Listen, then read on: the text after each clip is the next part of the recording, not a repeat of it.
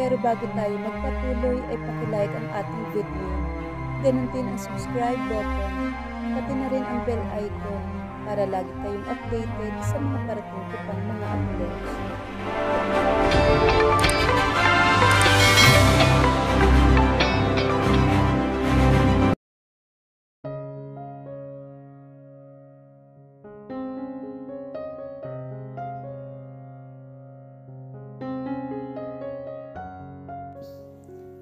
Tulad na nakasanayan niya noon, gumigising siya nag-iisa. Muli niyang naramdaman ang matinding kahungkagan sa kanyang dibdib. Ang araw ay sumisikat at ang ibon ay umaawit. Pero masakit ang puso niya. Naghahangad sa halik at yakap ng asawa niya. 2 araw na simula nung umalis si Greg. Kinuha niya sa tabi ang una ng asawa. Dinala niya iyon sa dibdib at niyakap na mahigpit. I miss you so much, Grego. Mahinang bulong niya. Iyakap na mahigpit ang unan at isinubsob ang mukha kasabay ng mahinang hikbi. Gusto niyang malaman ang totoong nangyari sa California. Walang sinabi sa kanya si Greg. Sinarili nito ang pinagdaraanan at hindi man lang sinasabi sa kanya. At ang masakit pa ay wala man lang siya magawa upang matulungan ang asawa niya. Sunod-sunod ang trahedyang kinaharap nilang mag-asawa. Una ay ang pagkasunog ng pabrika ng asukal. At ngayon naman ay ang pagguho ng pinapatayong bagong hotel sa California. Napatingin siya sa orasan na nakasabit sa dingding. It's 8:30 in the morning. Kinuha niya ang laptop sa bedside table na nasa kaliwang bahagi niya at binuksan iyon. Bumungad sa kanya ang wallpaper ng laptop. Siya iyon. Napangiti siya. Agad niyang binuksan ang Skype application at chinek kung may mensahe ang asawa niya. Sunod-sunod na mensahe ang nag-pop up sa screen. Hi sweetheart, I miss you like crazy. Mahal na mahal kita, Aphrodite. I'm dying to touch you and feel you again, sweetheart. At tandaan mo ang sinabi ko sa'yo. Huwag mong stress ang sarili mo. Kumain ka ng mabuti at magpahinga. Bad is missing little Fufu so much. Natawa siya habang humihikbi. She clicked another message. It was a picture's message. An image of her husband doing a wacky face. Muli siya natawa habang lumalandas ang luha sa pisngi niya. I know you are crying again right now, sweetheart. Kaya nilakasan ko ang loob kong mag-wacky-wacky face, even if doesn't fits me. May mga larawan na nagpapaduling ang asawa niya. Meron ding tila ito umiiyak. Kasabay ng paglaki ng butas ng ilong at larawan na akala mo ay natatae. It's effective. Napatawa nga siya nito. Nagtipa siya ng reply. Namimiss kita ng husto, sweetheart. I'm dying to touch you and feel you too. Mag-iingat ka dyan. May Apollo. Fofo misses body so much too.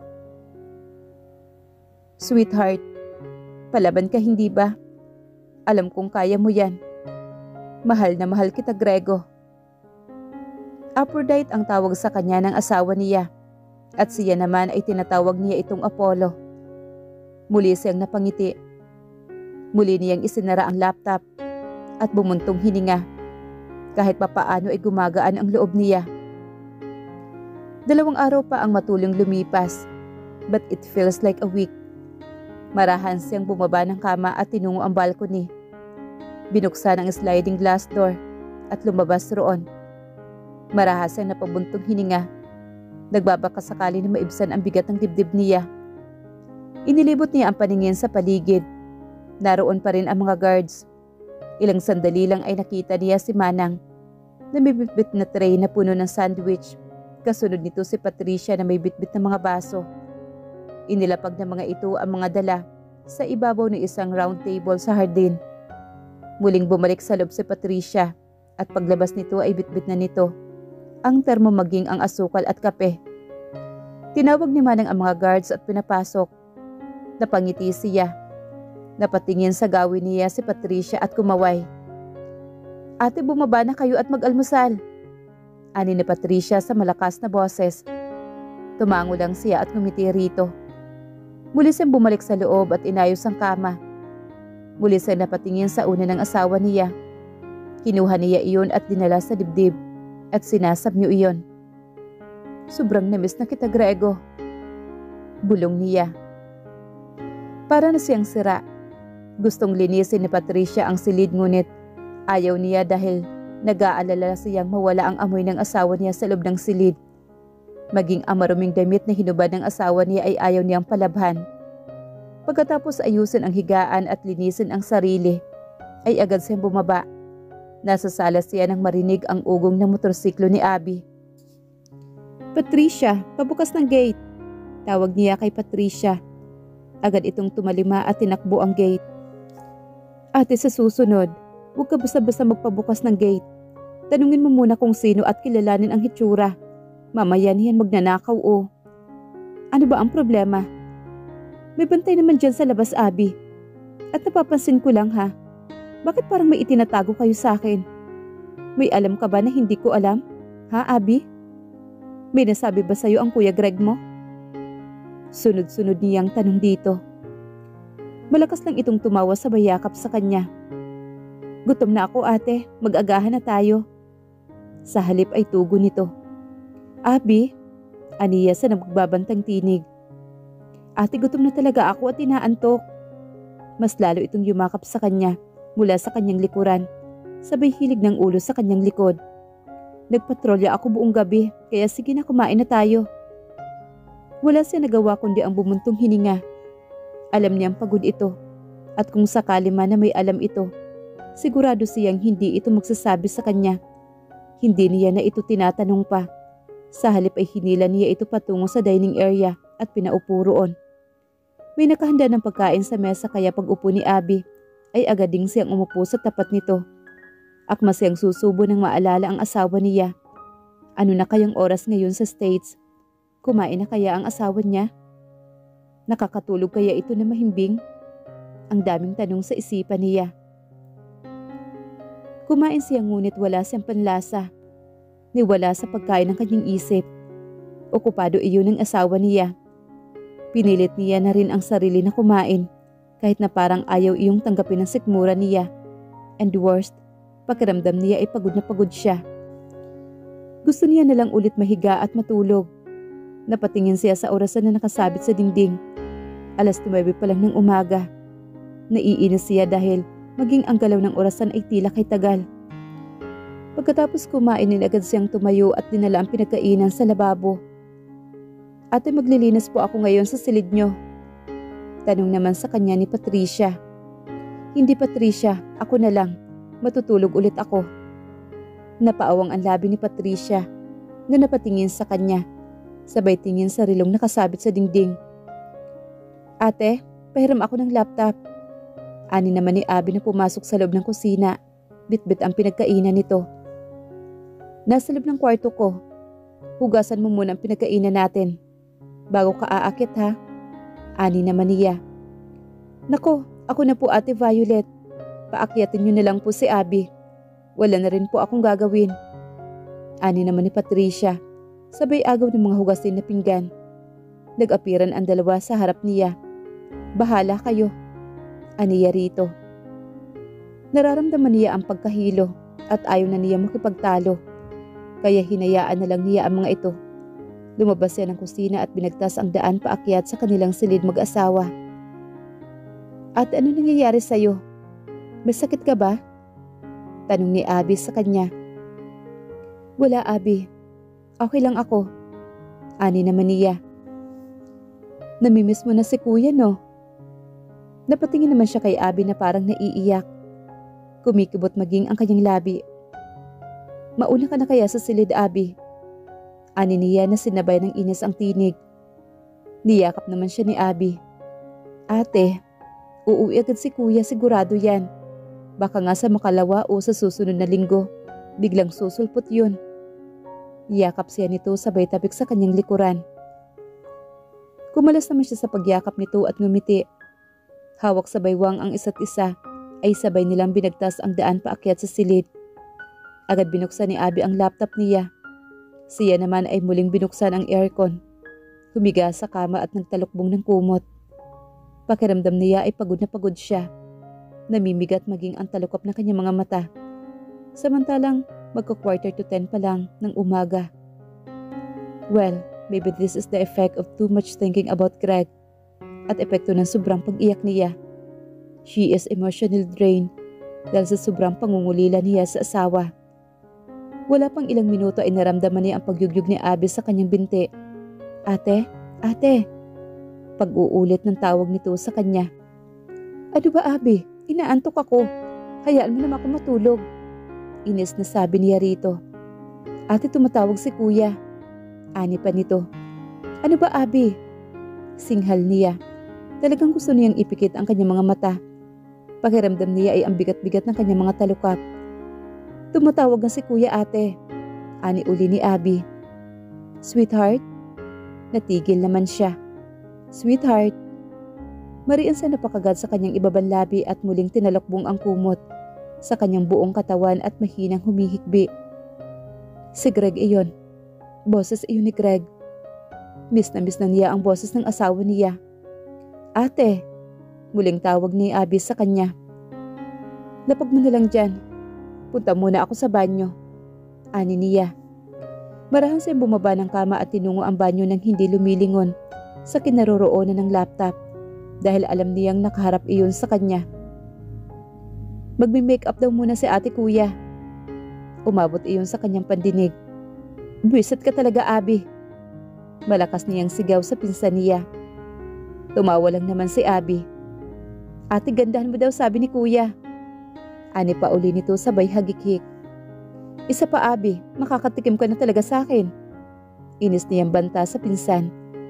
Pumasok siya sa banyo at binuksan ang faucet at naghilamos na mukha.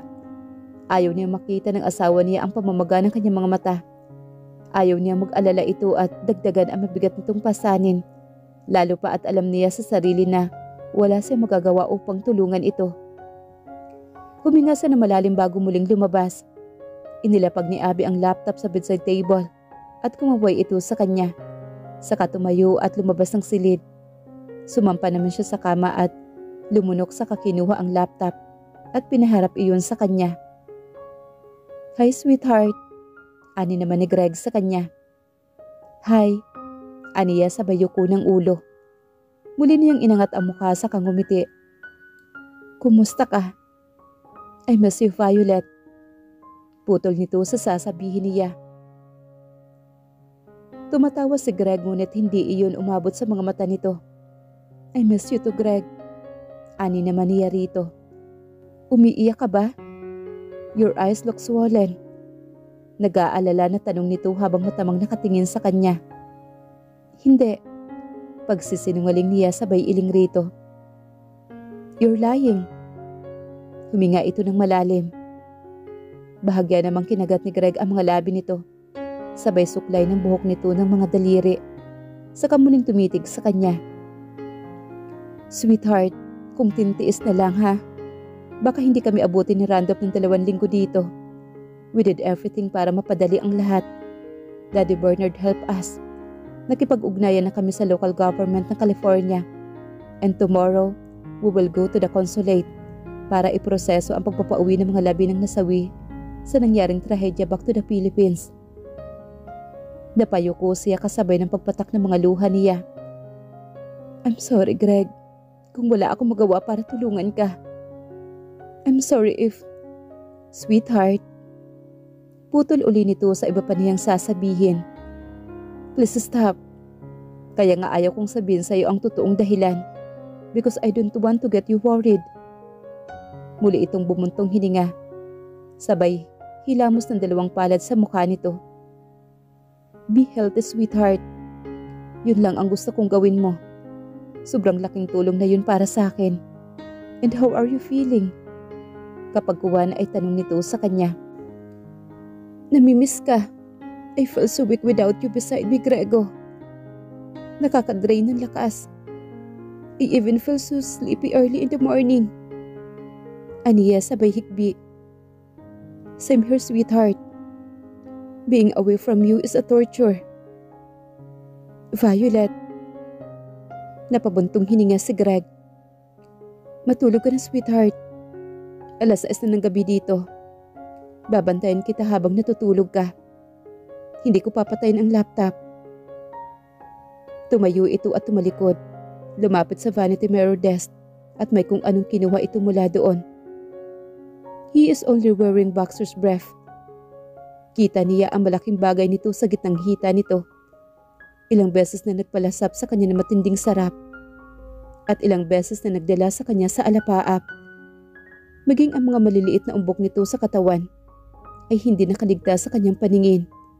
At maging ang perfect V-line ng asawa niya. Napalunok na naman siya. Miss na niyang haplusin ang asawa niya. Diyos ko, usal niya. Ang hirap malayo sa taong mahal niya. Kaharap niya nga at nakakausap ngunit hindi niya man lang mahawakan. Mariin sa napakagatlabi habang titig na titig sa katawan ng asawa niya. Ang sarap ang gigilan maging ang puwet ng asawa niya. At nangako rin siya sa kanyang sarili na kapag umuwi ito, kakagatin niya talaga ang maumbok na puwet ng asawa niya. Ginagahasan na naman ako ng mga mata mo, sweetheart. Napapitlag naman si Violet. Hindi no, pagsisinungaling naman niya. Tingnan mo nga ang mukha mo, sweetheart. Namumula ka. Panunukso pa nito.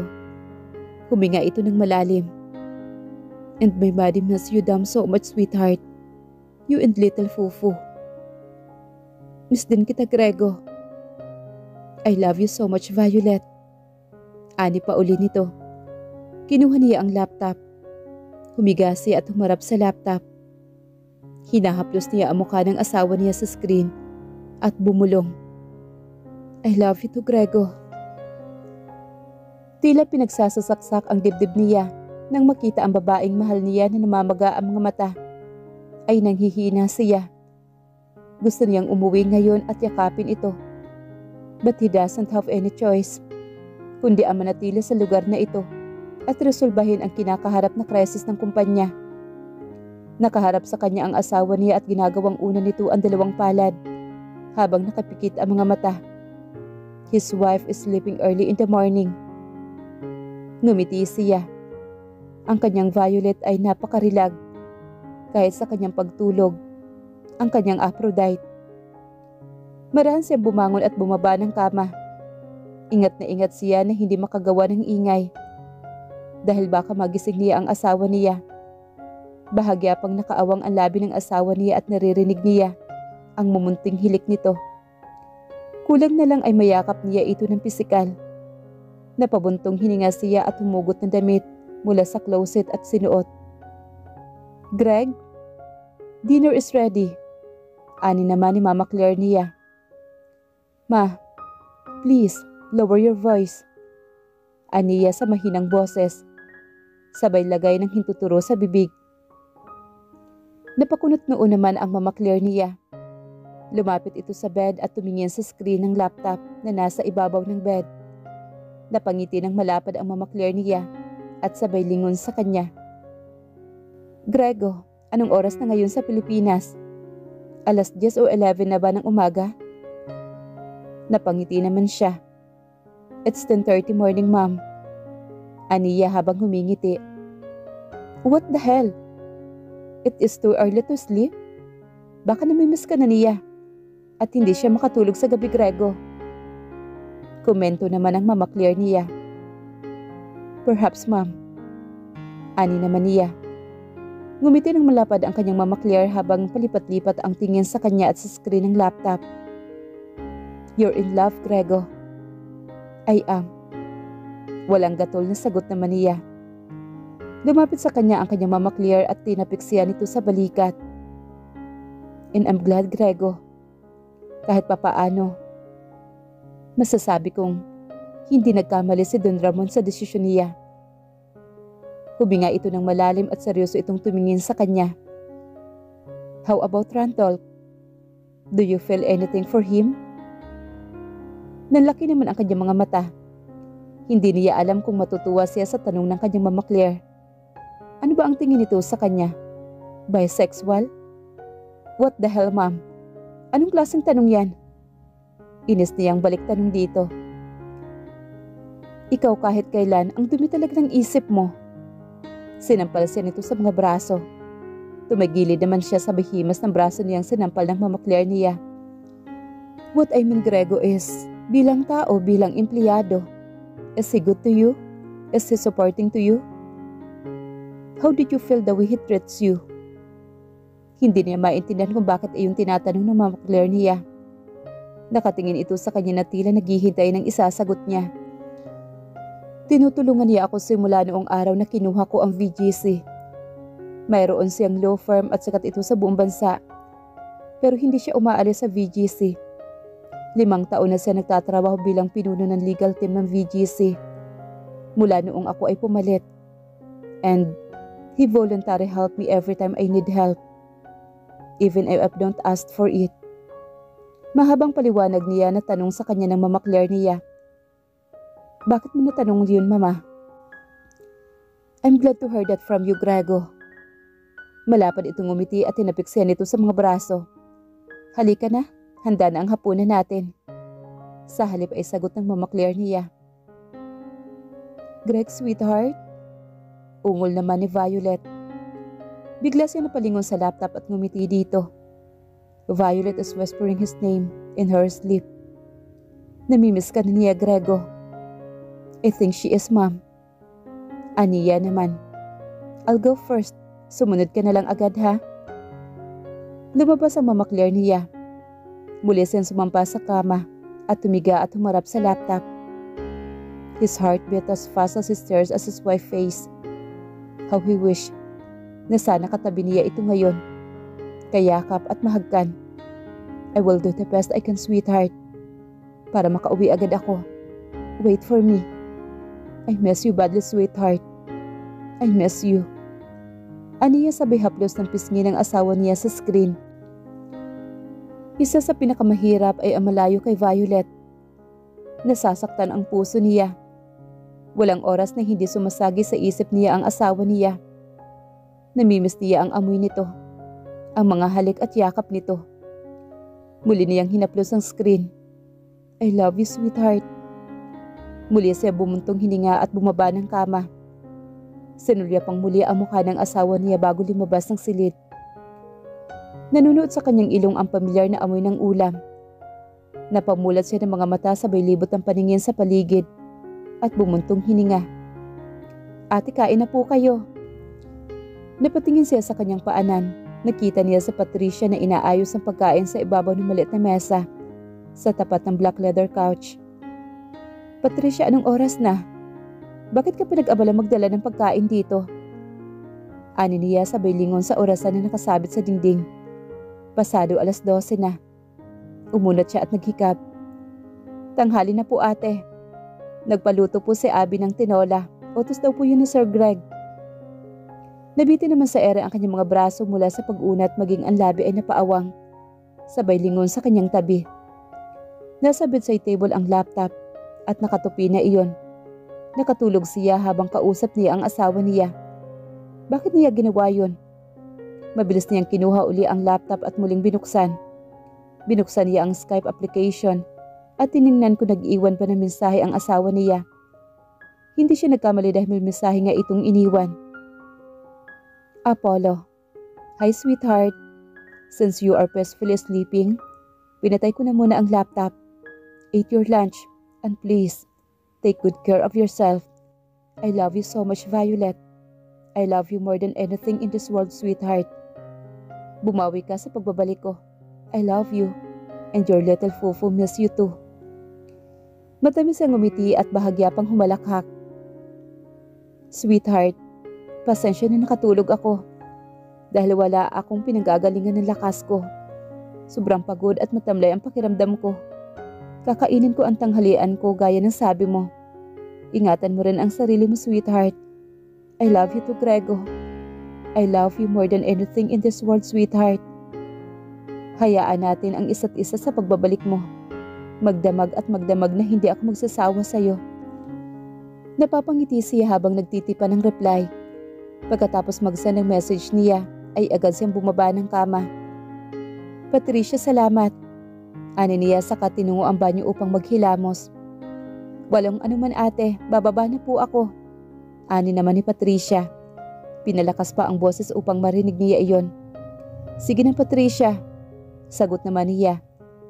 Pakiramdam niya ay bumalik ang sigla niya pagkatapos makausap ang asawa at nakatulog ng ilang oras. Sana maging okay na ang lahat at makauwi na ang asawa niya. Piping panalangin niya. Pagkatapos maghilamos ay agad niyang dinumog ang pagkain na inihanda ni Patricia. Kanin at pritong tuyo at tinola ang inihanda ng mga ito para sa kanya. Takam na takam siya sa pagkakita sa umuusok na tinola. Nalaki ang mga mata niyang napatingin sa wala lang laman ng mangkok at pinggan, maging ang tuyo ay ubos na. Natawa siya sa sarili niya. Para siyang isang buong araw na hindi nakakain. Simot na simot at walang tira sa pinggan ng kanin at sabaw ng tinola sa malaking mangkok. Napahawak siya sa kanyang tiyan. Grabe na ubos niya yon. Ganun ba siya kagutom? Napailing at tinawanan niya ang kanyang sarili. Ano kaya ang magiging reaksyon ng asawa niya kung kasama niya ito ngayon? Siguradong pagtatawanan siya nito. Iniligpit niya ang pinagkainan at binitbit iyon papalabas ng silid. Bumaba siya ng hagdan at tinungo ang kusina upang hugasan ang pinagkainan. Violet, iha, iwan mo na yan dyan. Ako na ang gagawa niyan. Ani naman ni Manang na tila natataranta nang makita siyang naghuhugas ng pinggan na pinagkainan sa sink. Ako na po Manang, wala rin naman po akong ginagawa, kaya okay lang po. Pinagpatuloy niya ang paghuhugas at hindi lumilingon kay Manang. Manang si Abby po. Tulog ata siya. Si Sir Daniel kaaalis lang din. Natigil siya sa pagbabanlaw ng hinuhugasan ng pinggan at napalingon siya kay Manang. Umuwi po si Daniel Manang? Oo iha. Dito kumain ng tanghalian kasabay si Abby. Hinihintay ka nga nilang magising kaya lang sobrang himbing ng tulog mo. Oo iha, dito kumain ng tanghalian kasabay si Abby. Hinihintay ka nilang magising kaya lang sobrang himbing ng tulog mo. Kinuha ni Manang ang mga maruming basahan. Iha, pupunta pala ako ng palengke. Baka may gusto kang ipabili. Manang, parang gusto kong kumain ng rambutan. Nakita niya ang pag-awang ng mga labi ni Manang. Bakit po? Takang tanong naman niya rito. Iha, tuwing buwan ng Agosto hanggang Oktubre lang may rambutan. Ihulyo na pala ngayon. Baka kakabunga pa lang ng mga rambutan. Ani naman ni Manang na tila gustong matawa sa kanya. Siya ang biglang napahagalpak ng tawa nang maalala ang sinabi nito. She is an agriculturist. Alam niya iyon. Alam niya ang bawat season ng prutas. Dahil halos lahat ng tropical fruits ay meron sa hasyenda. Bakit kasi biglang lumitaw ang rambutan sa kanyang balintataw? Namumula-mula ang mukha niya at hindi magawang imulat ang mga mata. At sapo ang tiyan sa kakatawa. Pasensya na po kayo Manang. Hingi niya ng paumanhin kay Manang. Lechong rambutan na yon? Bakit biglang lumitaw iyon sa kanyang balintataw? Napailing siya muli at binalik ang atensyon sa paghuhugas. Tumawa din naman si Manang. Tila ito nahawa sa pagtawa niya. Sige iha, dadalhin ko itong mga basahan sa labas upang malabanan ni Patricia. Pagpapaalam ni Manang habang panay ang ngiti nito sa kanya. Sige po Manang, sagot naman niya rito. Paglabas niya ng kusina ay napaisip siya kung ano ang susunod niyang gagawin. Gusto niya na lang naman na gawin abala ang sarili upang hindi mabagot at kainin uli ng lungkot ang buong sistema niya. Biglang sumagi sa isip niya ang sinabi ni Manang na pupunta ito sa palengke. Parang gusto niyang sumama dahil gusto niyang aliwin ang kanyang sarili. Hinanap niya si Manang Ana. Nakita niya ito sa laundry area kasama si Patricia. Kumuha ng maliit na bangkong plastik. Umupo na nakaharap sa kanila ni Manang at Patricia. Naku iha Violet, anong ginagawa mo dito? Takang tanong naman ni Manang. Manang, isama niyo kaya ako papuntang palengke? Ani naman niya rito. Ipinatong niya ang 2 siko sa mga binti at salo ng palad niya ang kanyang magkabilang pisngi habang nakatunghay kina Manang. Sige na po Manang, isama natin si Patricia at Abby. Ani naman niya rito. Sige iha, tatapusin muna namin ito habang hinihintay natin na magising si Abby. Wika naman ni Manang. Nanatili siya nakatingin kina Manang at Patricia. Naglalaban ng basahan si Patricia habang nagsasampay naman ng mga labahan na galing sa washing machine si Manang. Hindi ka ba nakapagtapos ng pag-aaral, Patricia? Naisip niyang itanong. Nag-aaral po ako dati, ate, kaya lang nagkasakit si tatay. At sa bagay yun, kaya namatay at naiwan kaming baon sa utang. Tila nalakumos naman ang dibdib niya sa sinabi nito. Nakatungtong ka ba ng college? Muli niyang tanong dito. Opo, ate. BA Ed po ang course ko. Nasa 3rd year college na po ako nang tumigil ako. Gusto mo ba ulit mag-aral? Kung may pagkakataon po, kaya lang baon po kami sa utang. Sobrang maswerte siya dahil sa kabila ng pagiging ulila niya, ay maganda ang buhay na tinamasa niya. Namuhay sing masagana at may sapat na edukasyon. Bata pa si Patricia at alam niyang hindi pa huli upang tapusin ito ang pag-aaral. May magandang kinabukasan na naghihintay para dito. Ngumiti siya muling bumaling siya kay Patricia. Mag-aral ka ulit, Patricia. Kakausapin ko ang Sir Greg mo. Ani naman niya. Natigil naman si Patricia sa pagkusot ng basahan. Maging si Manang Ana ay nabitin sa ere ang kamay nitong nakahawak sa sampayan at kapwa na patingin sa kanya.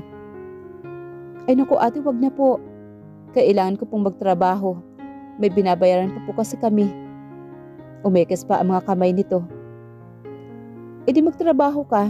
Meron namang Saturday at Sunday na class, hindi ba? Sayang Patricia, bata ka pa. Sabi naman niya rito. Tumayo siya at muling lumingon kay Manang. Manang, sabihan niyo ako ha pagkatapos kapag nagising na po si Abby.